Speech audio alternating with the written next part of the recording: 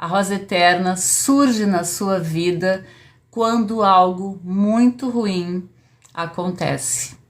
A rosa eterna surgiu na vida do príncipe quando ele foi amaldiçoado, que ele ficaria sendo a fera e não mais o príncipe lindo e vaidoso que ele era, e ele só deixaria de ser a fera quando ele encontrasse um amor verdadeiro. Aí surge a rosa eterna. Então, quando a gente olha o arquétipo da rosa eterna, quando ele cai para nós, a rosa eterna, quando a gente se sente muito tocados por esse arquétipo, a gente pensa, uau, ele está surgindo na minha vida porque eu estou numa fase boa, eu tenho que esperar para estar numa fase boa. Não. O arquétipo da rosa eterna surge de um conto de fadas, tá? Contemporâneo, que também tem numa versão mais tradicional, onde havia uma perda. Surge de algo ruim. Por quê? Havia um príncipe que se achava muito luz. Mas, olha só a contradição. O príncipe que achava que estava no lado muito luz dele, que era perfeito, que era maravilhoso, que era divino, que era espetacular, sabe aquela pessoa que se acha? Era ele. O ego lá em cima, mas o self lá embaixo. Lu, traduz. O ego dele era gigante, era ele lindo, ele perfeito, ele bajulado, ele tendo tudo que ele queria, ele sendo uma pessoa que só olhava para ele, para suas necessidades, para aquilo que ele achava que era bacana. Esse é o arquétipo principal, tá? Ele se achando o cara. Quando ele tem uma maldição sobre ele devido a tretas de família, quantos de vocês já não passaram por uma maldição por causa de tretas de família? Você nunca vai conseguir chegar lá. Seu pai não chegou, você é igual. Sua mãe não chegou, você é igual. Coisas de família. Então, aqui envolve essa rosa eterna, ela é um arquétipo que ela envolve a ancestralidade. Anotem aí. Caiu a rosa eterna para você? Tá envolvendo ancestralidade, envolve alguma maldição, algum momento muito ruim. E aí o príncipe se transformou em fera, e para ele foi o momento mais horroroso da vida dele. Quando aparece o momento em que o príncipe se enxerga e se transforma numa fera, para ele o mundo dele caiu. Porque o ego dele estava lá em cima e o self não era motivo de interesse para ele. Ele não estava a fim de integrar as suas luzes e as suas sombras, e a sua principal sombra era justamente o seu ego. Quando essa transformação acontece e a dor extrema acontece, ele entra num período de luto, de dor, de sofrimento, de perda da identidade. Mas quando acontece, gente, quando acontece dele encontrar a Bela, que todo mundo faz uma versão de é a síndrome de Estocolmo, é isso, é aquilo. Gente, isso é casca. Quando eu falo casca, eu tô falando superficial. Vamos mais a fundo. Quando ele encontra a Bela, ele encontra a parte luz do seu self. Não tinha a individuação de juntar a sua luz com as suas sombras, o seu psique integral com a parte inconsciente, com a parte consciente, vendo tudo que compõe ele. Então, quando ele encontra o feminino, é como se ele encontrasse de volta o espelhamento, e isso é muito interessante para casais, porque quando a gente tem um par, né, que representa o nosso feminino, ou que representa o nosso masculino, a gente olha para esse par e a gente projeta nesse par coisas que a gente já não era capaz de ver na gente mesmo. Às vezes são defeitos, às vezes é a nossa sombra, às vezes são a nossa própria luz, as coisas boas que a gente não consegue admitir que tem. Entende? Então, quando ele encontra a Bela, ele resgata uma parte que estava atrofiada, trancafiada, 7 chaves no inconsciente, que é a sua parte luz, que é a sua parte humanizada, que são os seus sentimentos mais bonitos brotando, que ele se dá conta, ele começa a se dar conta do quanto ele era uma pessoa estranha, no mínimo estranha, uma pessoa muito ego, uma pessoa vaidosa demais, extremamente voltada para si mesmo, e não se importando com o contexto. Esse era o príncipe, mas a fera, que era feia por fora, era horrível por fora, causava medo por fora e que se isolou dentro do castelo junto com todas as pessoas que moravam lá, que viraram objetos, né? Então é muito interessante a interpretação, porque as pessoas importantes que faziam parte do contexto da fera, enquanto ele era príncipe, se transformaram em objetos para tornar aquele ambiente vivo. Então era a xícara, era o bully, sabe? Eram vários personagens que tem ali que se transformaram em objetos da casa, mas que tinham vida, que falavam e que torciam para que ele, antes que a rosa eterna derrubasse todas as folhas antes que caíssem, porque tinha um tempo, é como se tivesse uma ampulheta junto aqui com a rosa eterna. Antes que caísse a última pétala, ele tinha que encontrar o amor verdadeiro. E o amor verdadeiro era a Bela. Só que ele estava como fera, e ele achou que a Bela fosse odiar ele, porque ele estava horrendo por fora. Mas Bela é a parte bela da psique. Bela é a parte que não se importa com o quão feio ele é. Ela se importou com a atitude feia, horrorosa, egoísta, ego, que ele teve no primeiro momento com os pais dela e depois com ela, trancafiando ela no seu castelo. Por que ele trancou ela no castelo? Porque ele queria, ele necessitava de uma maneira inconsciente fazer a integração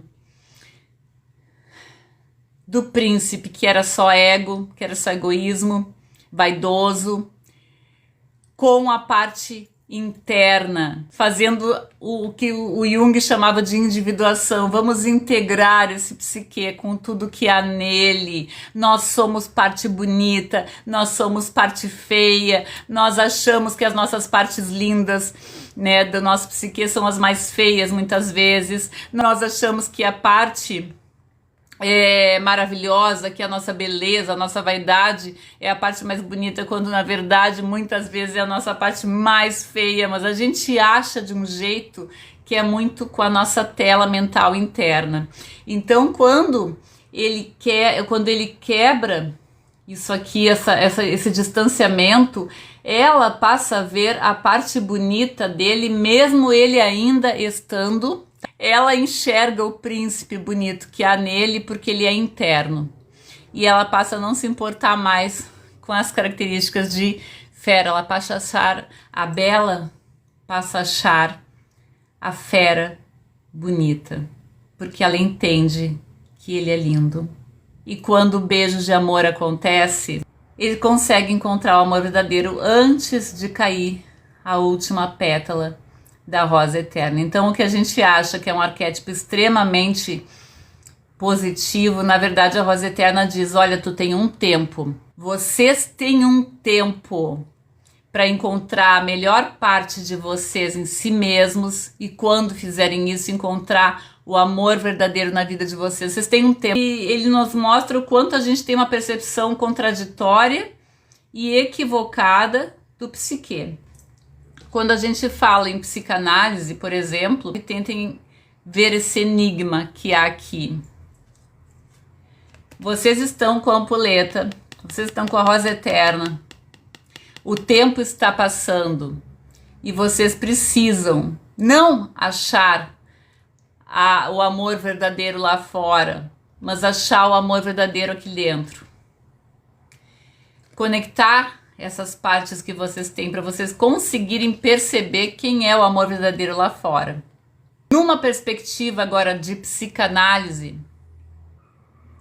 nós vemos que, se nós formos por Lacan, qual a frase que mais se repete? Vou usar um exemplo aqui. Fulaninho tem sentimentos por fulaninha, fulaninha tem sentimentos por fulaninho, fulaninho pensa em fulaninha, fulaninha pensa em fulaninho. Isto aqui vem de uma psique que não foi integrada ainda, uma necessidade de que o outro faça parte da sua vida para que você se sinta completo e inteiro. A partir do momento em que você percebe que o tempo está correndo e que para encontrar o amor verdadeiro você precisa entender a sua parte feminina e masculina, que a partir desse momento em que você começa a perceber que a sua maior pergunta é: o externo tem sentimentos por mim? Você está com um significante, ou seja, uma frase que significa só para você uma dor muito profunda que te impede de amar, sobretudo a si mesmo. Em primeiro lugar, a si mesmo. Você tem uma frase que se repete compulsivamente, mesmo que os nomes mudem, a frase continua a mesma. Precisa do outro para se sentir completo. E quando vem o outro,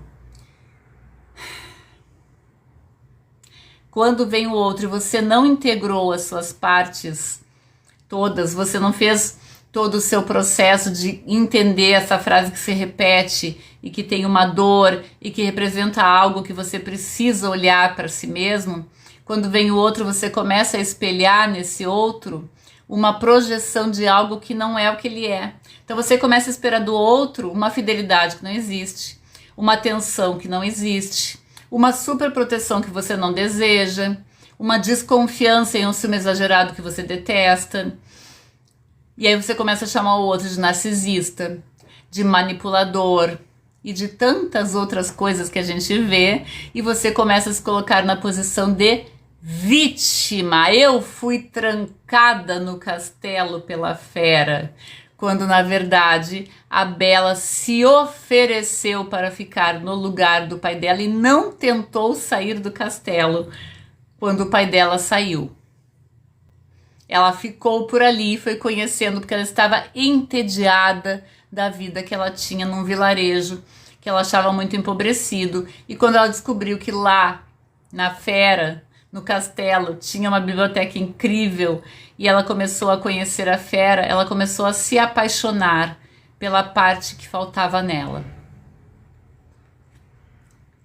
Não é sobre síndrome de Estocolmo.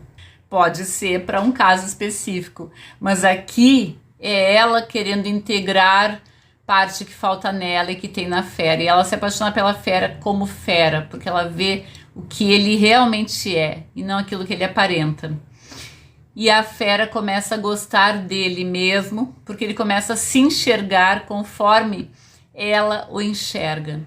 Então aqui começa a haver uma integração da psique e começa um desmoronar daquele significante, daquela frase que se repete.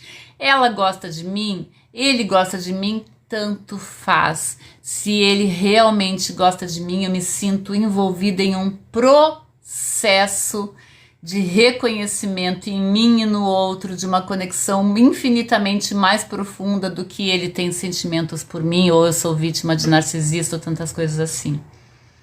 Quando um processo verdadeiro começa a acontecer com a pessoa e começa a acontecer também num relacionamento, existe uma conexão tão profunda e tão forte que a pessoa não tem dúvidas de que existe essa conexão. Ela sabe que existe.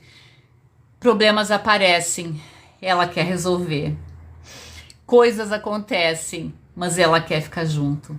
Então ela não pergunta mais a pergunta repetitiva, compulsiva. Ele tem sentimentos por mim? Ela começa a perguntar: o que eu tenho que fazer para melhorar nessa relação porque ela vale a pena? O que eu tenho que fazer para melhorar nessa relação porque ela me faz sentir melhor e eu faço ele se sentir melhor, apesar das nossas brigas, tretas, dificuldades.